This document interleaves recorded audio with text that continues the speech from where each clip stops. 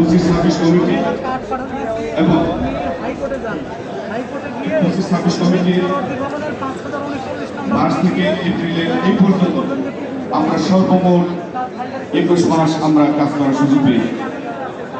এই 21 মাস আমাদের পূর্বে ঢাকা ইউনিভার্সিটি সর্বোচ্চ সেভিংস ছিল 183 কোটি 23,71,891 টাকা। আমরা সেখানে আমাদের সকল আন্তরিকতার সাথে সকল বিজ্ঞ সিনিয়রদের এবং সকলের আন্তরিকতার সাথে এবং আমাদের সহযোগিতা আমরা 21 মাসে আমরা ঢাকা ইউনিভার্সিটিকে সর্বমোট 35,54,746 টাকা আমরা 21 মাসে আয় ব্যয়ের পরে আপনাদের করতে দেখেছি।